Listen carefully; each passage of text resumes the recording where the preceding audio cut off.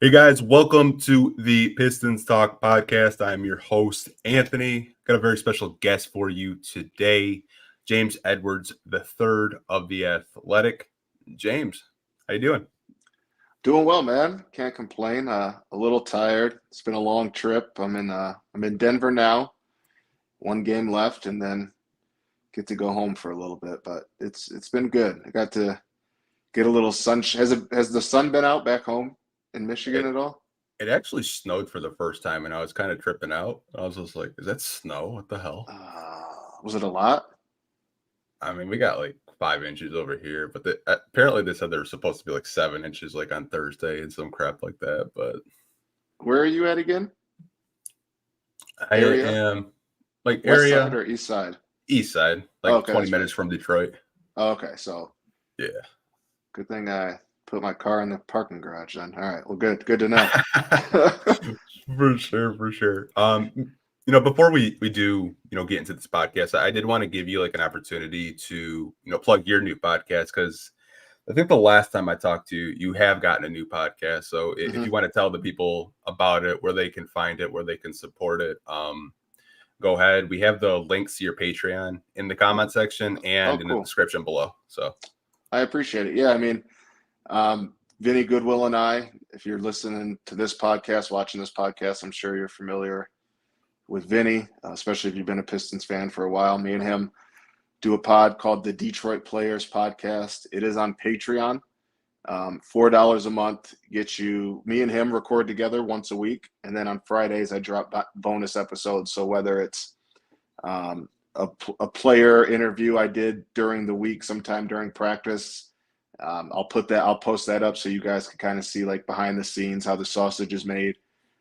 Sometimes, like the other day for Friday's pod, I posted all the sound bites from everybody I talked to after the Utah game, which was crazy. So Monday is like our pod, and then Friday we try to give you guys something extra to kind of show you like the behind the scenes of my job and things like that. So we also like when the Pistons play, I'll make a game thread, and everybody who's a Patreon, like they talk in there, and it's a lot less toxic than Twitter, I've been told. So there are perks, but yeah, started a new pod. I enjoy it.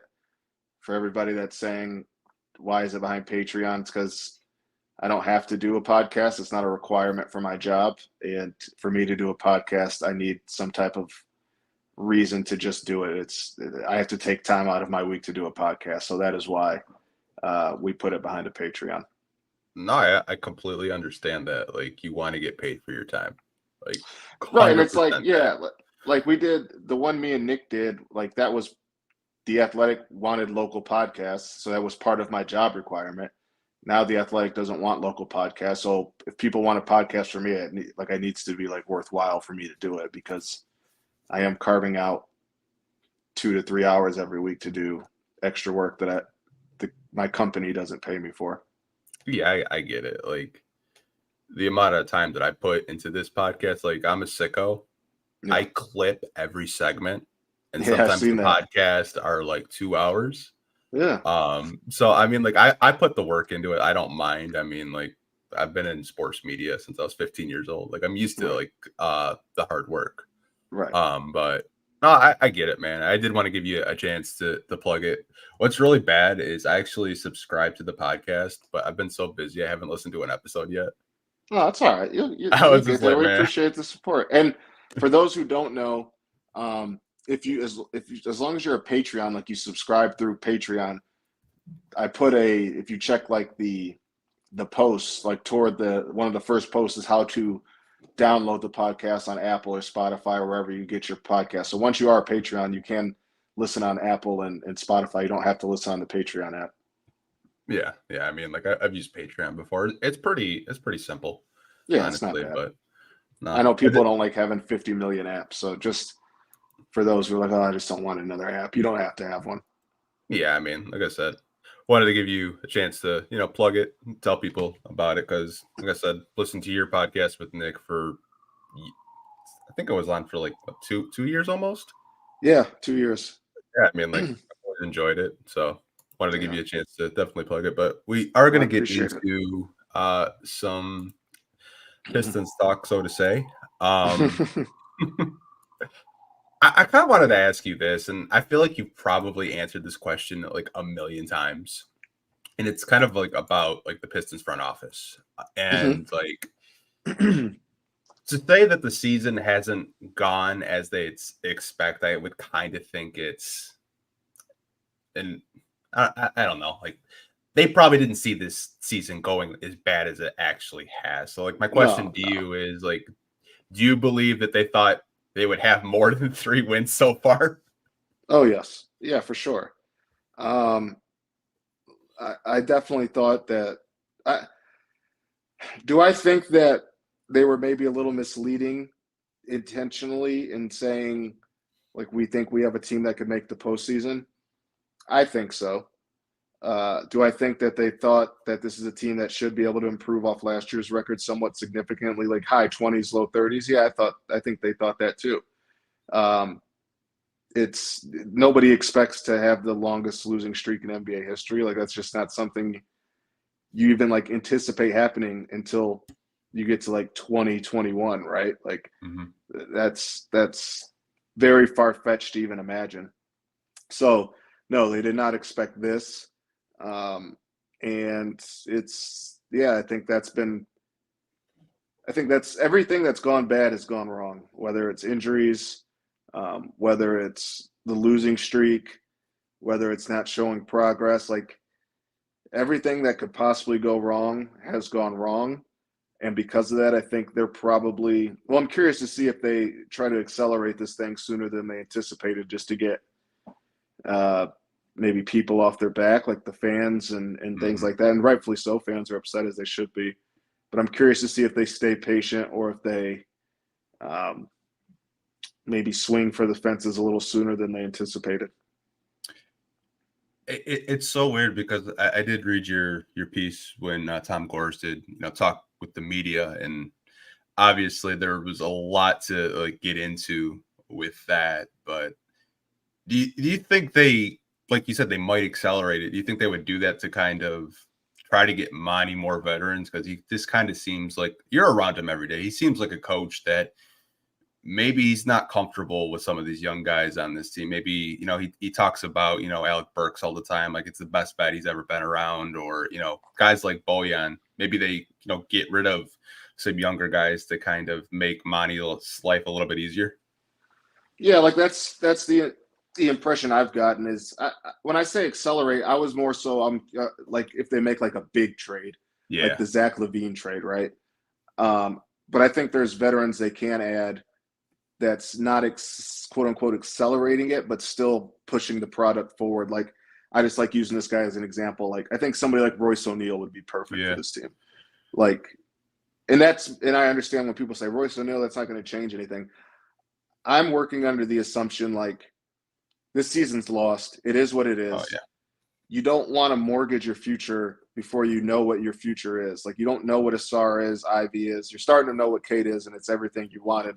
You don't know what Duran is. Like I'm not ready to give up on those guys. So to me, I don't think you can get the big fish without moving one of them. Um, I mean, you can get the big fish possibly in the offseason, right? But I think that's like I'll that's what I would be looking for, and I think that's what they're going to be looking for is like the Royce O'Neal types, just to have more like proven NBA players.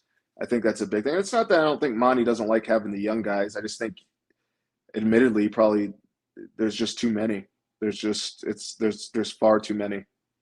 Yeah. I thought of two guys right off the bat when you were talking. I thought of Royce O'Neal and Torrey Craig. Like, Yeah, like just like, guys like that. Yep. yeah, like I think when fans like hear like change like that, they think of like the report that Shams had out a couple of weeks ago about like OG Anunoby and Pascal Siakam and that like they think that kind of like change. Yeah. But I mean, you can get like lower tier like 3-and-D wings that might not cost you like your young talent. Yeah, and that's all you need. Like I think that's generally say if this team started the season with Cade, Ivy, Bojan, Royce O'Neal, Jalen Duran, and then you got guys like Torrey Craig off the bench, Alec Burks off the bench, Monte Morris off the bench. I think everybody's tune's a little bit different. just especially if you're assuming like Cade is ended up taking the leap that he's taken. Like this isn't a 3-31 team. I'm not saying they're a 500 team. I don't know that, but I think it's a lot more palpable for people if you get role players, specifically on the wing for this team. I think like just minor tweaks like that will go a long way in building some confidence for this young group. But I do think they are going to go big fish hunting this summer. If I were them though, and I were running the team, I would try to use my cap space first to try to get that before I let go one of these young players, one of the core four or whatever. It kind of seems like Troy Weaver's MO. Like he had like outside of his first year, like he hasn't really made like a really big like free agency splash. Like you could say Jeremy Grant, but like if you go down the list, it's like Kelly Olynyk was like a $13 million signing. Like he hasn't really gone out and like paid someone like 25-30 million yet. Yeah, and I knew when they came in, like their plan was like year 2023 is when they wanted to turn the corner. Obviously they couldn't plan for Cade's injury, and that put a pause on their plan and put it back by a year. But I mean, I just think at the end of the day, the most important thing for this organization was to find out what they had in Cade. And as each game passes, and it's been this case for the last month and a half, like they got a guy that can be he's been a top 20 player in the NBA for the last month and a half. Now, and I've said this ad nauseum since he's been here, like this guy's going to be a top 20 player in his career at some point for multiple years. And you're starting to see that now. And like, you can't win in this league you need two probably top 20 players, but you definitely need one. And I think everybody's starting to feel comfortable about them having one. And now it's just like, you just got to develop the other guys. Cause I think Asar, once he can shoot, man, like I really think Asar has all NBA type potential. I really think Asar is going to be a problem if he can start hitting even just open threes. Like he doesn't need to do stuff off the dribble. Like if he can be OG Anunoby, right? Like, yeah. And I think he has a better handle at that age. Like that's exactly what you need. And so, yeah, I think while this season has been what it is, the emergence and just kind of Cage jumping on the scene, I think a lot of people feel better than they would if this team was 3-31 and he was still taking a little bit longer to get acclimated from missing a season. Yeah, I mean, I've said for the longest time with this season, I thought that the front office wanted to see what they have before they invest long term. Right. Like I could see them having what Houston did this past summer, like in free agency, where they go and try to get guys. Like they didn't want to commit long-term money because like I know a lot of people are like, oh, let's go get Cam Johnson, like let's go get Grant Williams, like Matt Strus and stuff like that. I think they didn't want to like have their cap flexibility taken away.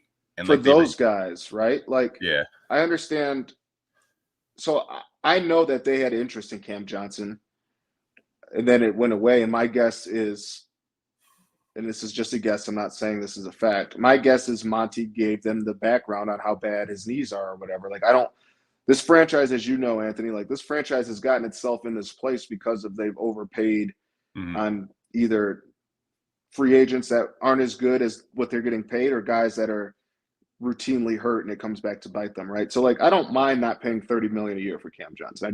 I don't. Max Strus would be very good on this team. Am I trying to use the flexibility it took me years to build up to give Max Strus $27 million? I'm just not. I'm sorry. Like I know people want the team to get better, but like I'd rather wait it out to find the guys that like I feel comfortable giving the money to. And like Grant Williams, he hasn't had a great season. Like it's I just there's just certain guys like I would rather. Now next year you might have to just settle for guys that you're like on the fence on because you can't let this go any longer. But if you feel better about the pool next year, then you got to go for it because I was in the boat that. So this was like their plan. I don't know if it's been laid out. I've tried to lay it out in stories, but of course they wanted to see what the young talent was.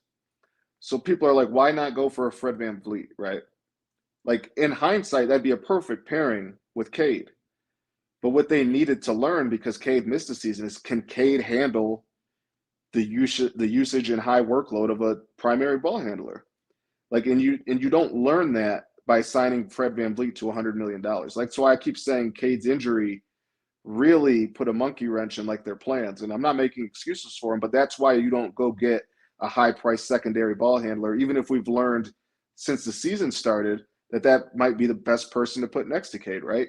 So I understand not doing $100 million for him. So let's go get Monte Morris for nothing.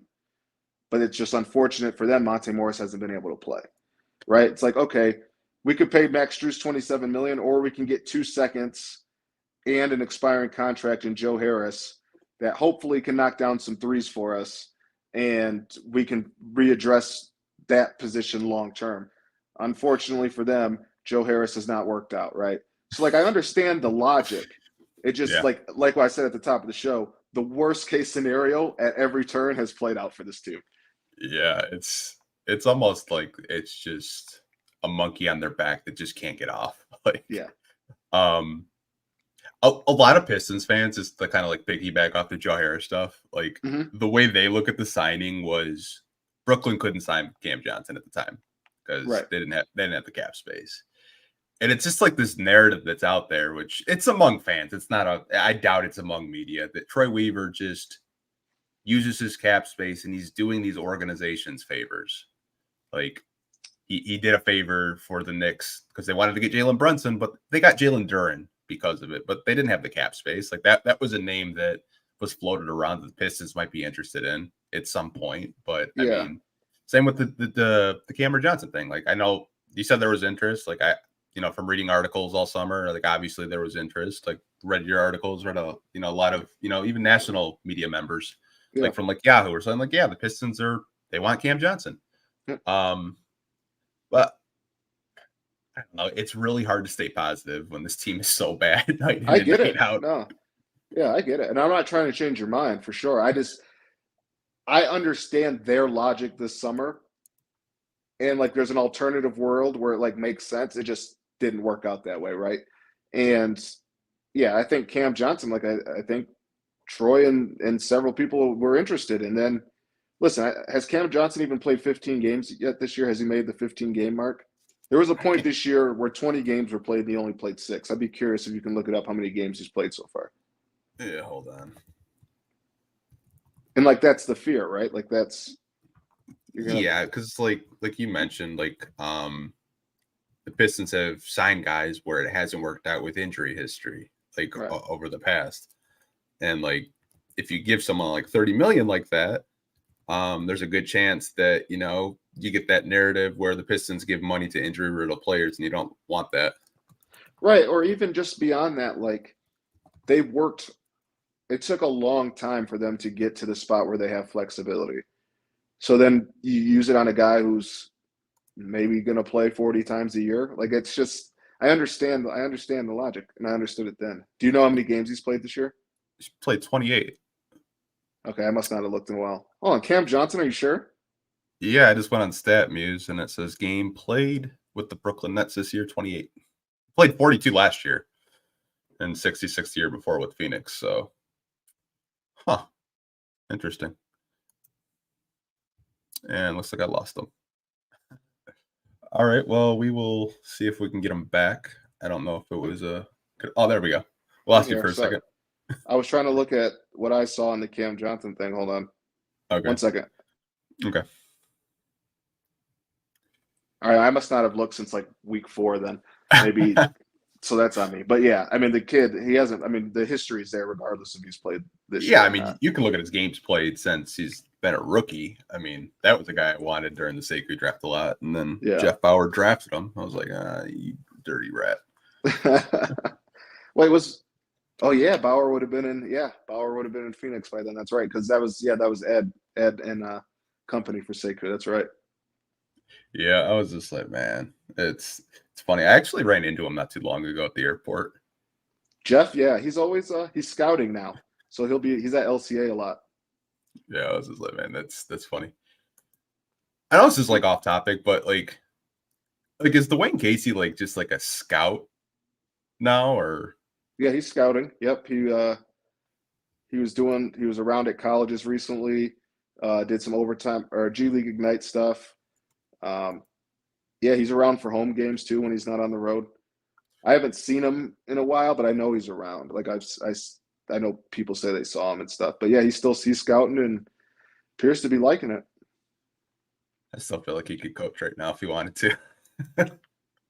I mean, yeah, it's funny getting on Twitter and seeing the amount of people.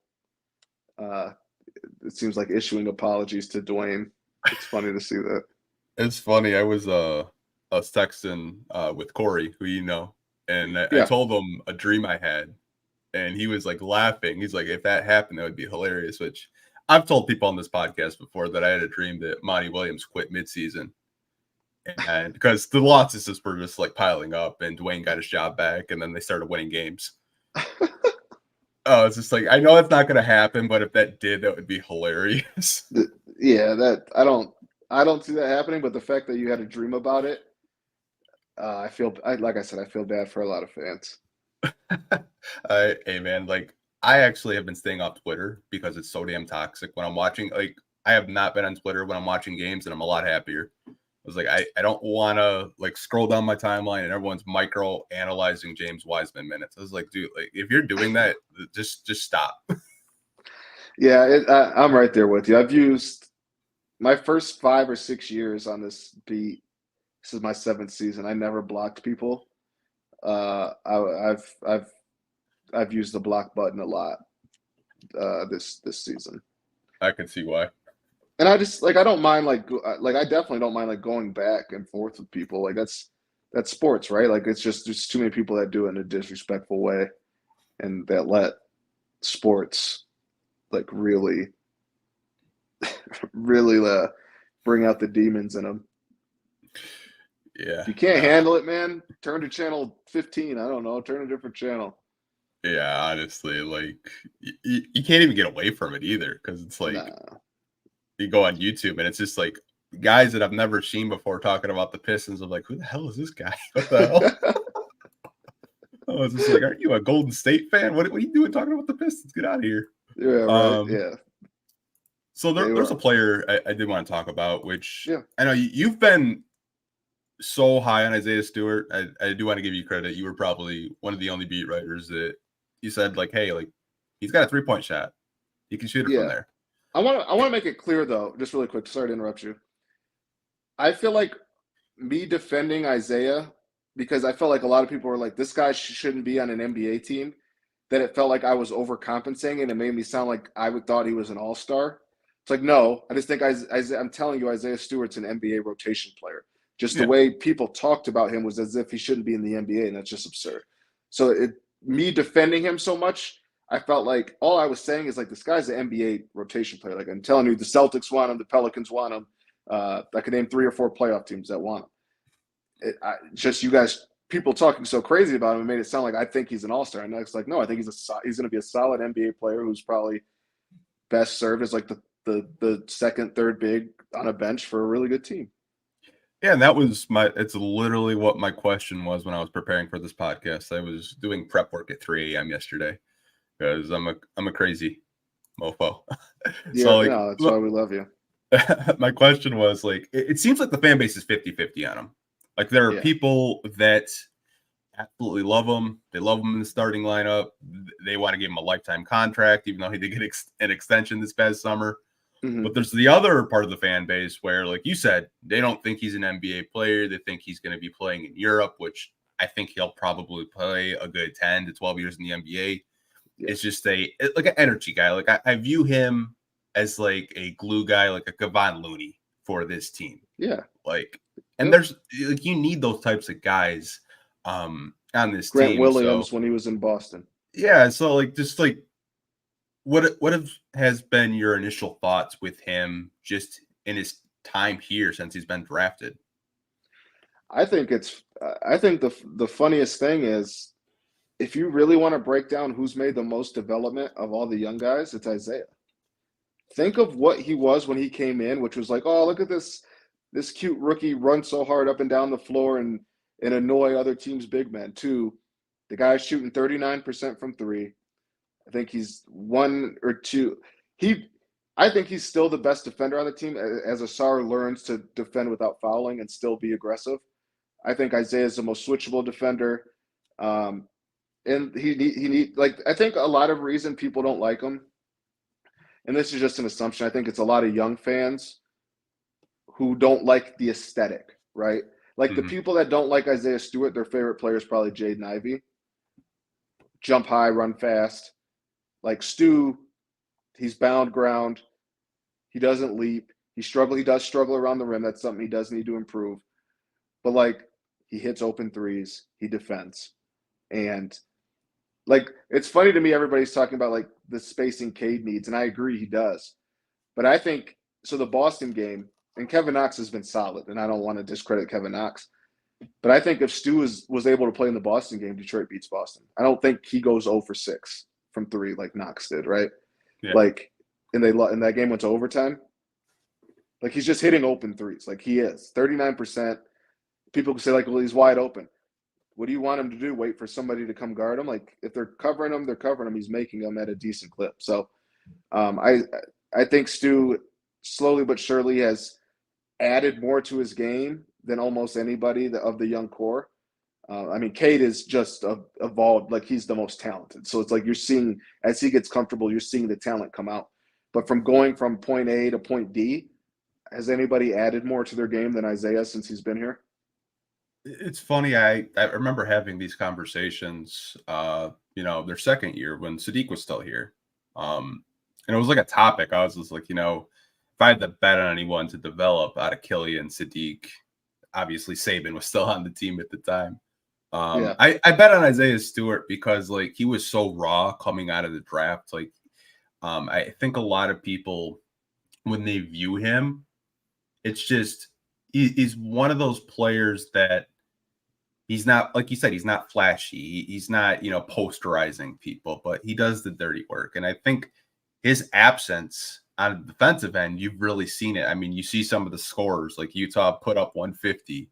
I think I saw a stat that like someone had posted on Twitter, like the Pistons were giving up 119 points a game when Stu was in the lineup, and now they're, giving up like 135.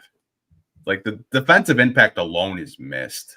Don't read your comments because they're all saying he's a bad defender. So just don't use stats. Yeah, don't use stats. I welcome the comments because everyone has an opinion, and I always tell my listeners, like, you guys can have an opinions. We can talk basketball all day if you're respectful. Like I welcome it, but same. I just think like some stuff is like factual. Stu is a good defender. Like metrics define it. You watch him. What other big on this roster can stay in front of guards? Like you can see it. You can back it up with stats, as you just named. Like 119 is not good, but the team's bad defensively, right? But you know what's worse than 119? 131. Yeah. I think the one thing with him that I want him to work on this summer is like when teams do run him off the 3-point line, I think that's the next stage of development. Yep. 100%. Like just processing, being a better passer, processing, instead of forcing it, maybe I should just, give the ball to Cade or give the ball to Ivy or whoever's out there, to help me, because that's not a strength of my game right now. Right. Yep. I agree. I think, and you see it, like there's sometimes he travels, like there's unsureness there because he's never done it in his career. He's been a back to the basket big man at every level. And you could just still see him thinking too much when he puts the ball down, and it's still a little robotic. But like I said, and I think you agreed with me, like in terms of incremental development in certain spots of their game, I'm not sure anybody went from don't shooting threes to hitting 39% to being able to guard guards. You know what I mean? Like Ivy showed it some last year, his mid-range improved, but he's really struggled there this year, right? And like that's not to say he can't get it back, but it's just the nature of the beast currently. Yeah.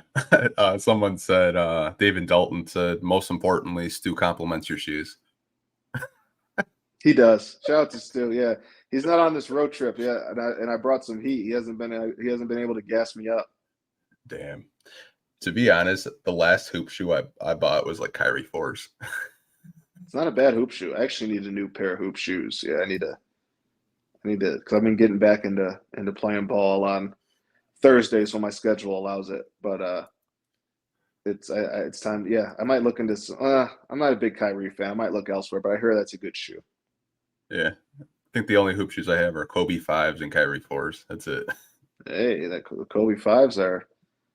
Somebody might give you a pretty penny for those if you're not if you don't want to keep them. I got some old ass hoop shoes, man. Like I busted out the Adidas coat. Oh, I lost them again. Dang.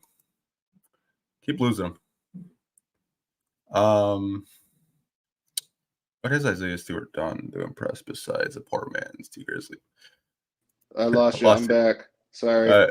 It's all good, man. I was just saying, like, I have a lot of old hoop shoes. Like, I got some old Adidas Kobe's from like when I was a kid. Ooh. Those are framed. I'm never selling those. I love that. I love that. For sure. Did want to talk to you about some trade rumors. Like, I don't really know what's true because everything is so aggregated nowadays with media. Mm-hmm. And it was about like Pascal Siakam. Like I had saw earlier this week that the Kings were interested, and then now they're not interested. Yeah. Saw that the Pistons, like it was like kind of like on their wish list. Do you think they try to trade for him, or they say like let's try to go get him in free agency? Yeah, so like before Shams did the report about OG and all that stuff, I had written like a few days earlier, like they're looking at guys like OG, Pascal, and Tobias Harris. And I think when it comes to Pascal, because I think if they traded for Tobias, I'm not sure the Sixers will trade Tobias just because things are clicking, but I wouldn't be surprised if Tobias leaves in the summer. But in terms of Pascal, I don't think they trade for him without knowing that he's going to sign. They'd rather just take their chances in free agency. I just don't see, unless they have a wink deal, I just don't see them mortgaging what it would take to get him for maybe he's a free agent after this year, right? I believe so, yes. They're not going to mortgage the future to be 21 and 61, right? Like, yeah. Unless they know he's coming back for next year. So the Pascal one was always, to me, unless the price is cheap, which I just can't imagine that it's like that cheap, like end of bench guys, which just won't happen. It is that's a free agency target for sure. Yeah, like I've said probably for the past month, I think Tobias Harris is more gettable than Pascal Siakam in the open trade market right now. Yes. Because I think you could trade Bojan and some stuff to the 76ers and they would probably pick up the phone. See, the thing is, though, I think that would get it done. But the thing is, the Pistons want a Tobias to go with a Bojan. Yeah, that makes sense. And listen, I'm not gonna plant my flag and say the Pistons get Tobias Harris this summer. But if you want to connect dots, he very much enjoyed his time here. Mm-hmm. He has relationships with people here. To my knowledge, his wife is from here. He met his wife while he was playing with the Pistons. And I don't think he's been the happiest in Philadelphia. Mm-hmm. So I wouldn't be surprised. I'll just say I wouldn't be surprised if the Pistons have a real good chance of getting Tobias Harris. And his brother literally played at EMU, and he just left not too long ago. Yep. And his brother played at EMU. Yep. Yeah. I was telling people there's so much connection with Tobias Harris because he was here when the Pistons were winning. Yep. Did you cover the Pistons, or I feel like Stan's last year was your first year? It was. Yep. So my first year is they traded Tobias at the deadline. But we had a good relationship. When the Pistons played those back-to-back Philly games, I chopped it up with them for a little bit. But yeah, good dude. Works his butt off. That's one of those guys you just never, knock on wood, like just doesn't get hurt. Pro, gets better. Has gotten better almost every year. I know Philly fans are kind of tired of him right now, but yeah, I had a chance to cover him for a few months. It's funny. I was credentialed for Stan's first 2 years. Okay. And the amount of quotes, like I went in my like Dropbox of just like from some Stan quotes. They're like legendary. Just like audio. I'm just like, man, like I wish Stan was still here. Like some of the the quotes he had were just hilarious. Insane, man. I've been blessed. My first two coaches in terms of like quotes, Stan and Dwane. It doesn't get much better than those two. I remember when you were doing like a Q&A with your podcast, I remember you guys did like some J. Cole stuff where I was like, you guys should do that with Dwane Casey quotes, like rank his quotes. That would be a good, yeah. Dang, we should have. Did we never do that? I emailed. I never got I was just like, if they sorry. do it, I will like cry because some Dwane Casey quotes were just like, does he make his bed in the morning? It's just like, that would be hilarious. I remember the Sekou one. I can't remember. Something about a girlfriend that was hilarious. People didn't like that. And then like he had his Southernisms, like the talking about like sometimes you're the Barnes, or sometimes you're the bird, sometimes you're the statue or something. I don't remember, but he had some built-in ones. He had some good quotes. Yeah. I honestly, like, I met Dwane once and like damn near broke my hand shaking my hand. Like, he's strong as shit. Yeah, man. He used to, whenever they got to a hotel on the road, the first thing he would do was go work out. I'm telling you, for his age, man, like he could kick some ass. Like, Yeah, no, he's straight up, man. Like, you see him on the sidelines, you think he's frail. He's not frail, man. Like, he could probably like still suit up if he wanted to. Yeah, no, seriously, he's in great shape. Honestly. Let's see what I have next. I feel like this is a good question, but I don't really know how you would like kind of view like the Pistons at the deadline. Like whether you think they're going to be buyers or sellers. And you probably talked about this multiple times with a lot of people so far. But do you think they would be more buyers towards their veterans and sellers maybe on guys towards the end of the bench, like Isaiah Livers, for example, and like pieces that they think maybe they could, replace more easily? Yes. I think every indication I've gotten is that like they're trying to get, like we talked about, and I don't keep saying Royce O'Neal because I think like because I've heard anything. I'm just that type of guy. Like I think they're going to be buyers looking for those type of players. I think the biggest issue that they face is this, right? Assume Cade, Ivy, Asar, Duran are all untouchable, though I don't think that's necessarily the case aside from Cade. But more likely than not, you hear them, those are the core four. We need to put them in position. Like you feel good about them staying around. So there's 4 guys off the board. I'm not sure if you trade Bojan or Stu that you get players. Like if you trade Bojan straight up for somebody, are you getting somebody better than Bojan? Like I doubt it.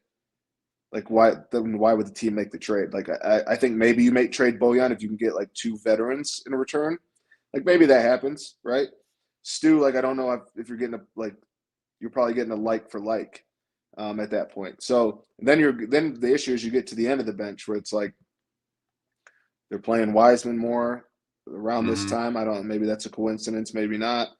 Killian, Livers, Bagley, Burks. I think Burks of the veterans is maybe the one that I could see more going at the deadline because they have a Marcus Sasser who, with more experience, can kind of fill that get hot quick microwave scoring.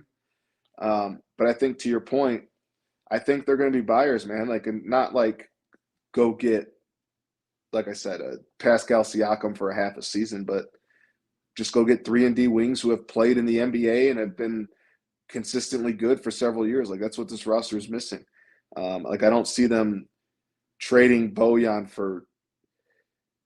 I see this all the time on Twitter, and I haven't really addressed it. They never got offered 2 first-round picks for Bojan. Yeah, that was. I could tell you who like said that on a podcast, but I mean, yeah, like it was Tim McMahon that said that Dallas offered 2 first before they traded for Kyrie. That's not what I heard from several people, but okay, maybe he's bullshitting that. Yeah, I mean, maybe Dallas did tell him that. And maybe Detroit told me something else, but all I know is, like, if people think that Detroit got offered like the 10th pick and pick 17 for Bojan, like that's not what happened. Like at most, maybe they got offered pick 28 and then 2029 pick 28, right? Like it's not. Yeah. There was nothing substantial on the table because Detroit would do that if they got something of substantial draft picks. I promise you that. And, Yeah. and Dallas didn't. Yeah.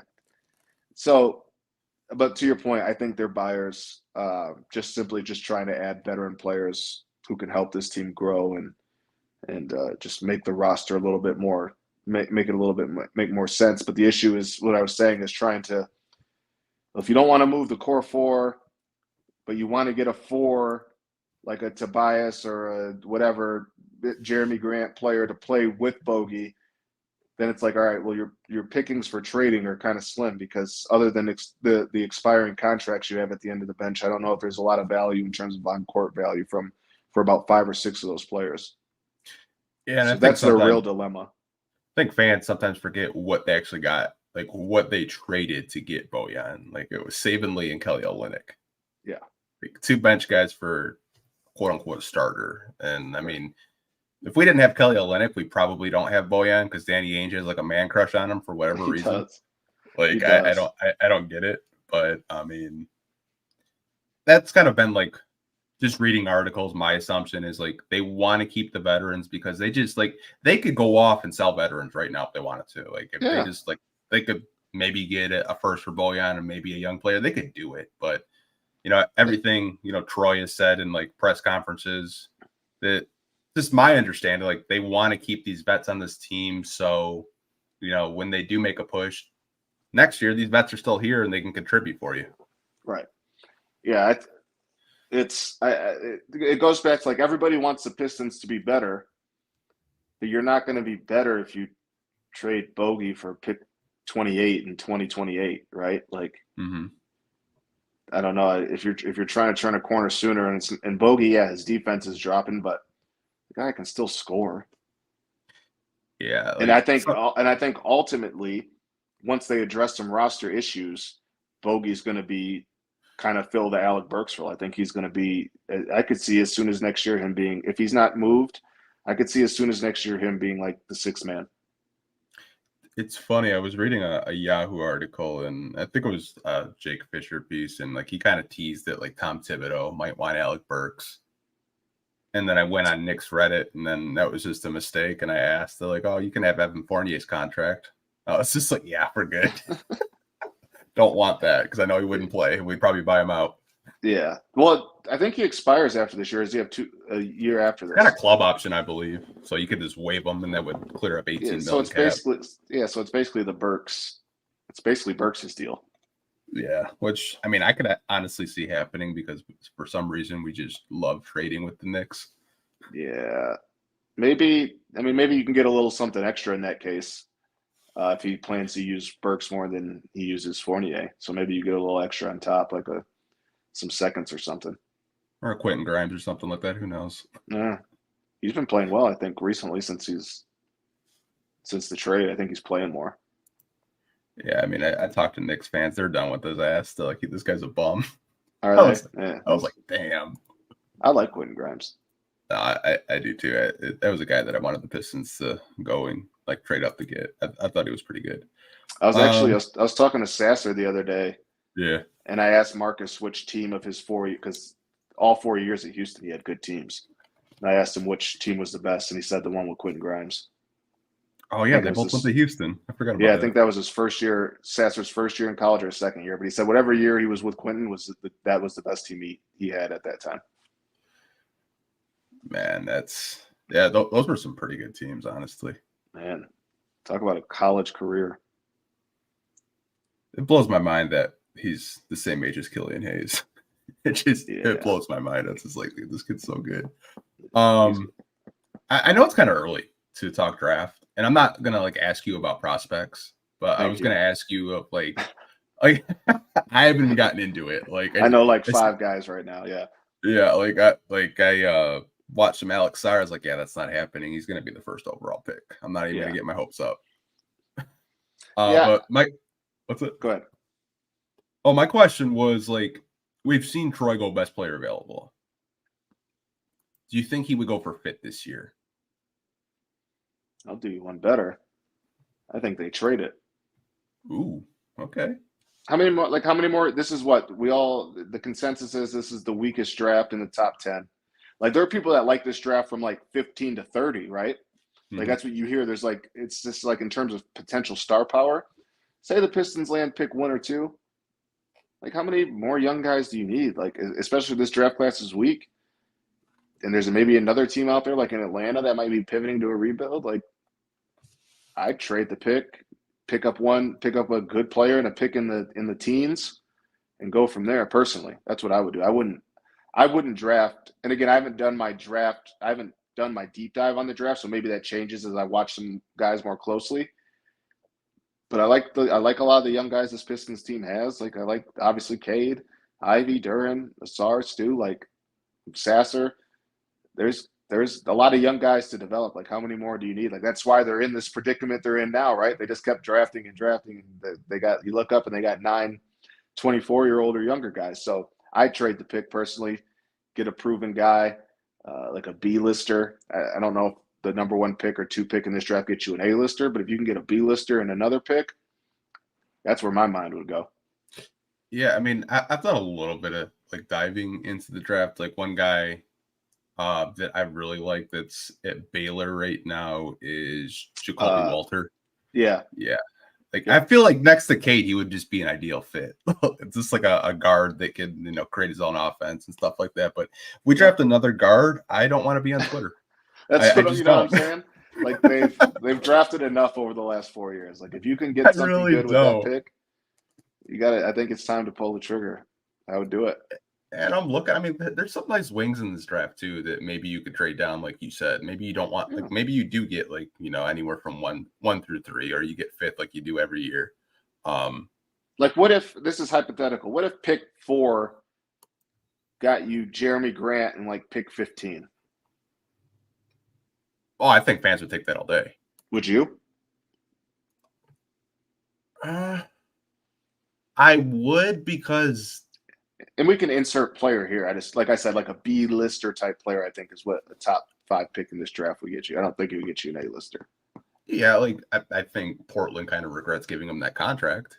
Yeah. Because it's a big contract. But I mean, I think Jeremy Grant to me would be the type of wing that the Pistons actually like want, and it would be a good wing for Asar to learn under. Mm-hmm. Which I'm not going to get my hopes up, because I thought we were getting Jeremy Grant this past summer and it didn't happen.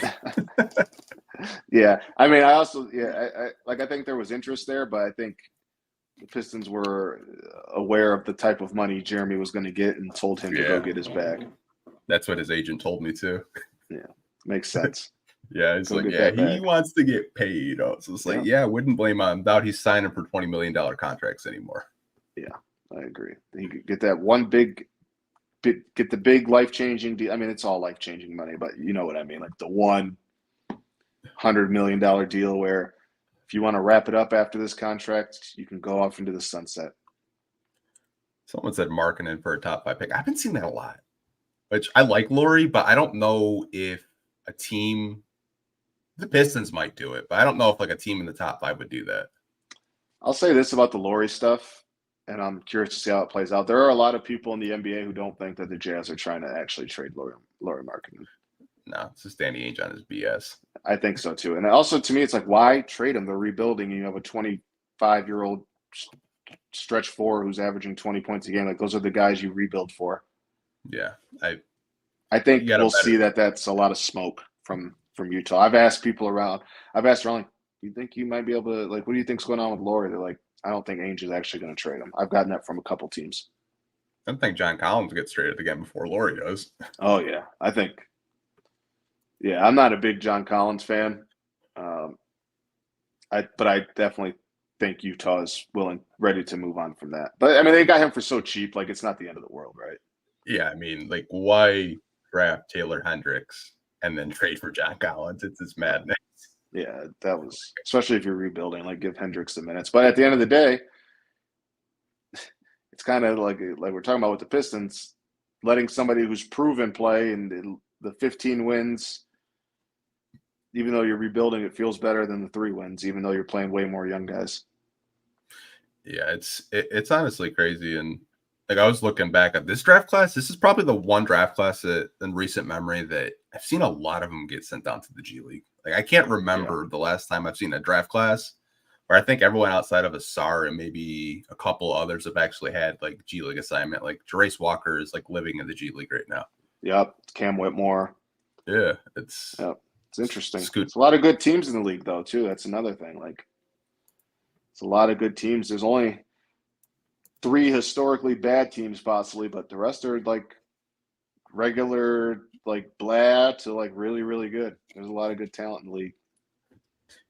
It's funny because like my next question for you, and I see a lot of Pistons fans on Twitter talking about it. Like Marcus Sasser and Asar Thompson aren't getting time.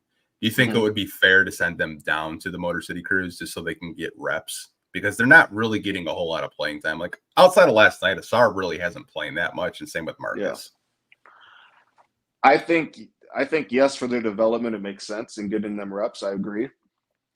But then you also kind of run into the dilemma of like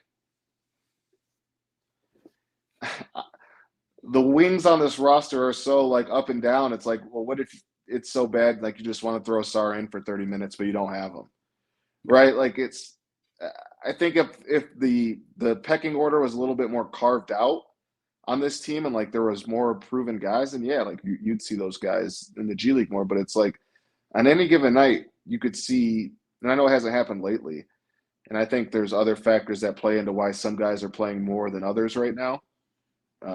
You can look at the calendar and see why that's the case. But yeah, I mean, like I definitely think if they have a home stand, like what they'll have when we get back on Monday, like go send them to play for the Cruise for a day and then come back and play with you guys. Like I think now that they're on the road, there's no, like they were gone for 9 days. There was no point in having those guys away and have to travel across the country if they needed them. It's funny, because I cover a lot of Cruise games. Yeah. And like I had a take, but I haven't said it like publicly. Stanley Umide should be on the roster. No. But I think I brought that up when Burks was struggling. Like, why not bring Stanley up and give him those minutes? My take was I don't think Asar would start for the Cruise because they're so deep at forward. Now, obviously, they lost would make him start too. But yeah, I know what you mean. Yeah. Like their GM Ben Carloni has done such a good job of building that team. Yeah, shout out to Ben. He's a good dude. Yeah, like honestly, like I was. Because they signed Jonte Porter, they lose him, and then they got to trade a first-round pick for Nathan Knight, who people probably don't even know who that is, and I'm a sicko, and I know who that is. Yeah, I haven't heard that name in a little bit. Yeah, I mean, like, he's done such a good job of just building that team. Like, Kazalon's been balling this year, and no one's talking about it. Like, he's done, like I wouldn't be surprised if, like, they call him up because, like, he's looking like mini Manu in, like, the freaking G League right now. It's crazy, man. He's a good. I spent a little bit of time with Malcolm when obviously he was here for camp in the beginning of the year when they had all those injuries. Seems like a good kid.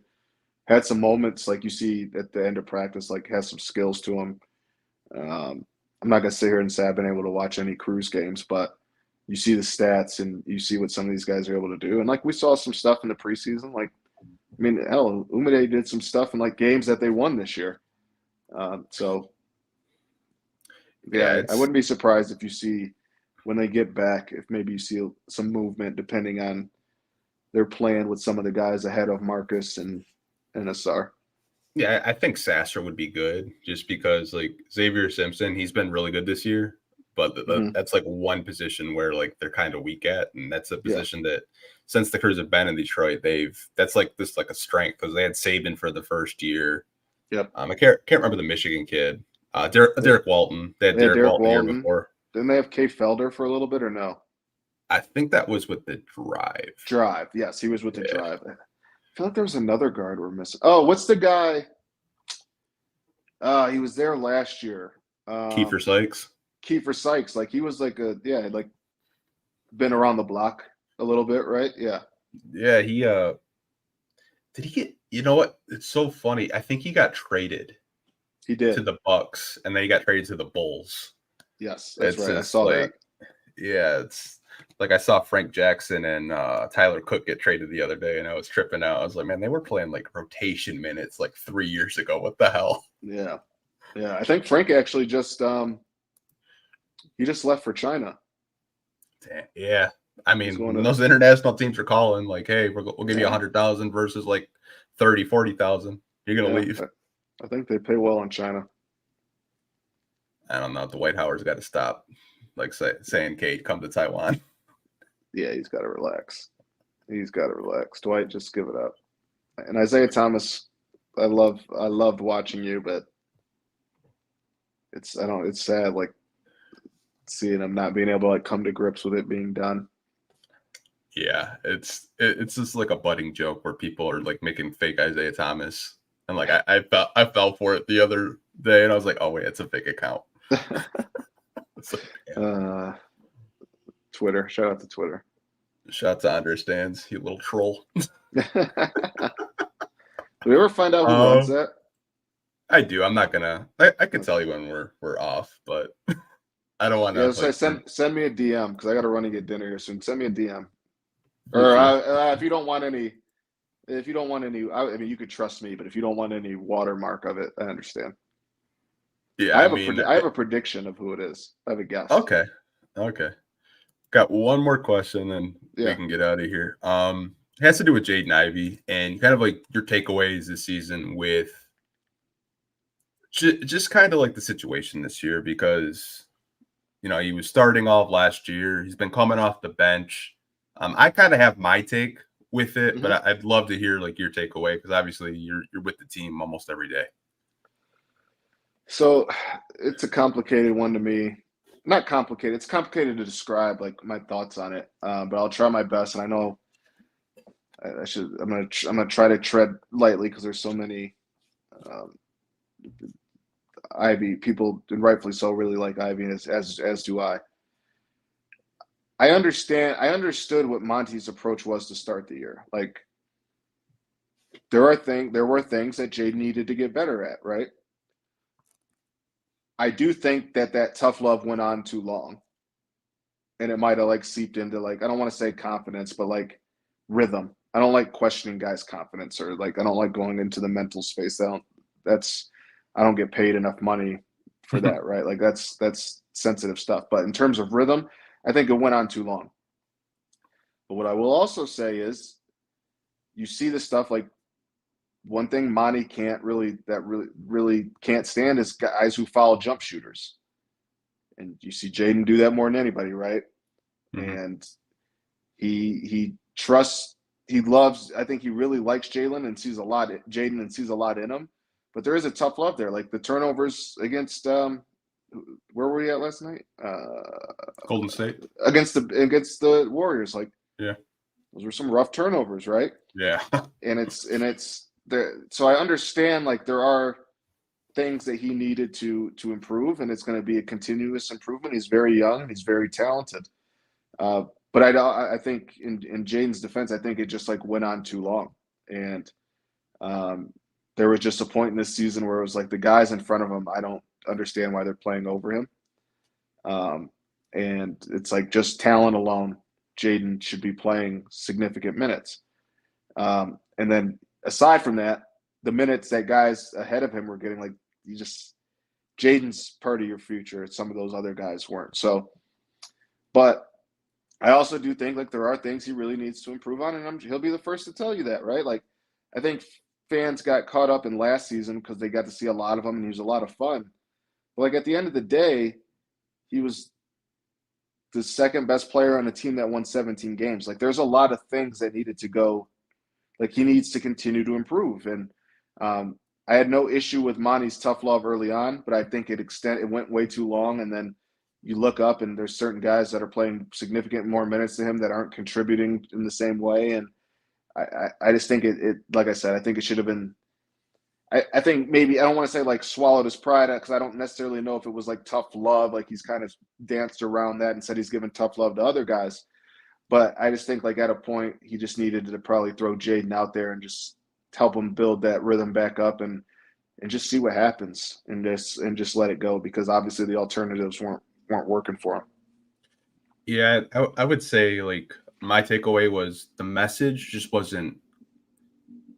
It felt like it was directed towards him, and obviously, like you said, That's tough fair. love, and I think there was some tough love there. But at the same time, like you could kind of see like the confidence isn't the same. It reminds me so much of when Stanley Johnson was here, and Stan Van Gundy used to do the same thing. I think it's just a veteran thing to do. You Yeah. rip out a young guy and, you tell him like, well, this is why I'm taking you out. You made turnovers. Like, they'll do it again next time you're out there. But I think over time, like it does mess with your psyche a little bit because like if I do make a mistake, I'm going to get ripped out. And then like you don't Yeah. play as well.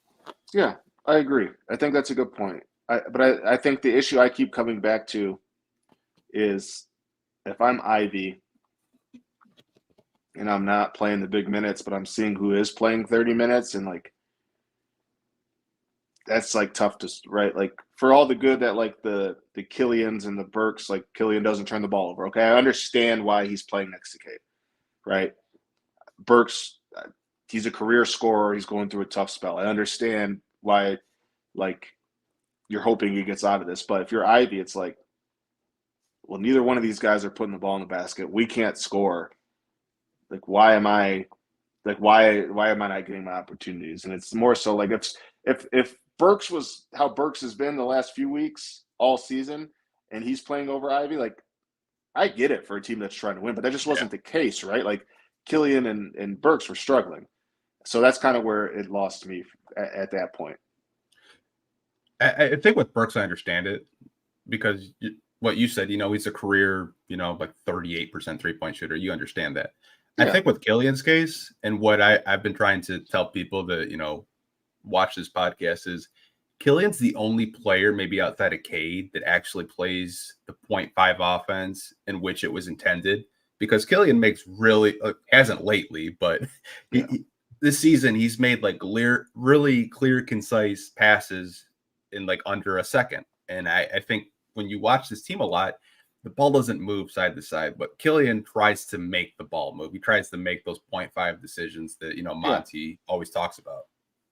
Yeah, I think that's fair. Yes, I think lately he's maybe over dribbled a little bit, but early on you understood like you. I always tell people this, the fans that have an issue with Killian. I understand why coaches like him because he doesn't turn the ball over and he competes defensively, right? Like I understand why coaches like him, but in 2023 at the guard position, you got to be able to put the ball in the bucket. Yeah, you have to. Yeah, it's 5 versus 4. And he's had flashes, right? It's just they've just been flashes. Yeah, I always tell people like he could be Elfrid Payton if he could score. Like that could be his ceiling, like just a backup point guard throughout his career. But he's got to score. He's still young. Maybe he figures it out. But I think it's really tough when you can't shoot when the 3 ball's not falling and you're not getting to the rim. I don't know if you can make a full career at the mid-range unless you're shooting like over 55% for your career. Yeah, when he's not hitting the mid-range, it's really glaring, like out there, which it's just like to the point where it's just like I wouldn't be surprised if they extended him. Like I would not be surprised. I know that they were very far off on extension talks in October. And I will say that, how do I say this? If Monty was not hired, I wouldn't be surprised if Killian was somewhere else right now. Which makes sense. Yeah. Because, I mean, Monty likes big guards. Yeah, I mean, he loved Ricky Rubio. Mm-hmm.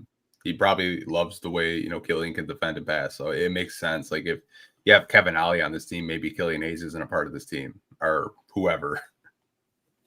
I think that's a fair assumption. Yeah. Yep. For sure.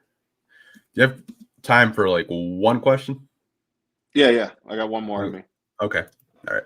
So we got one question from Chris Pilati, who, he was watching earlier. Didn't want to ask you this. He said, how do you feel about Chris? So how do you feel about trading picks rather than young players? Are you open to discussing trades to amend the protections of the Knicks pick? Yeah, we talked about it a little earlier. I would trade. I think I'm at the point now where I feel good about Cade's trajectory. I feel good about the work that Ivy and Asar and Duran put in to become possible top 25, top 30 players. One of them at some point. I just think Cade's trajectory being what it is, like if you have a chance to go get another guy and you can do it by trading picks and still keeping like your core intact, I would do that. I think I'm at the point where I would trade picks. I would. I Yeah, think they have so many young guys at this point that I think it's depending on who the player is, right? Like I'm not trading picks for Zach LaVine, but like, yeah, if Lauri Markkanen's available, sure, I'll trade some picks. yeah. I think it'd be really hard to sell to the fan base another projected lottery pick, like another top 5 pick, and try to preach patience and restoration and all that stuff, because I think the fan base is just so over. Not to say that Troy's done a bad job, but I think they're just getting really fed up with the same old, like, we're gonna. Yeah, there hasn't been any progress, like tangible like, progress for them to see. yeah, I mean, like if they went from like, Cade's rookie year, 23 wins to 30 wins to 35, fans wouldn't say anything. They would be happy with a progress in the win column, but it's actually gotten worse somehow. Yes. Yep. No, that's, and I like I said, I wrote that column. Like I understand why fans should be upset, but I do think that they can fix it. I don't know if it's worth fixing during the middle of the season, but I think next summer there's a chance to fix it. But they got to do it, right? I don't think they've earned anybody's trust. No, I don't really think they're that far away either. I think they're maybe like 2 or 3 maybe veterans away from competing. Yeah, I definitely think so. It'll be curious to see this. I think this summer is going to be fascinating. For sure. I honestly, I'm kind of over the season because I know it's over. But I mean, I get it. Yeah, I get it. Other than that, I mean, like I'll still watch, but I'm just staying off of social media because it's so bad. Do it, man. Yeah, if you crack open the Patreon app, you can hang out in our comment section for the games. For sure. I have like 2 days off, so I'll probably like just listen to some podcasts and try to catch no more dreams, man. No more Pistons dreams. We gotta can't have that happening. We gotta have a clear mind when you go to bed. That was probably the funniest dream I've ever had. And like I said, Corey's probably the only beat writer where I actually have his phone number because we used to work together. And I texted him. He's like, dude, that would be funny as hell. Like straight up. I would laugh so hard. Shout out to Corey. Yeah, for sure. But I do appreciate you making the time. Yeah, no problem. On the road, and you're probably exhausted just like I am, but I do really appreciate it. A lot of people in the chat appreciate it. Almost had 200 people tune in to this podcast. So I do appreciate you and appreciate everyone watching on, is it Saturday or Sunday? Saturday. Yeah. Saturday, I appreciate you having me, man, and hanging out late. I'm 2 hours behind you, so you had to sacrifice a little bit of time, but I appreciate you having me on as always. And thank you to everybody who came and hung out and listened to me babble. For sure, you guys. We will see you guys next week. Peace.